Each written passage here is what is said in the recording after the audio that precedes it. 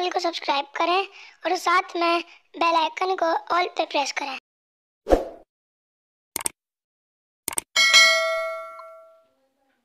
अस्सलाम वालेकुम नाज़रीन, इंडस डिजिटल न्यूज़ में खुश आमदीद। और कराची स्टूडियो से मैं हूँ सैयद सलीमुल्लाह। कराची से खबर शामिल करते हैं, जहां मुकामी बैंक्वेट में बनो यूथ की आवाज समाजी तंजीम ने कवाली नाइट का एहतमाम किया।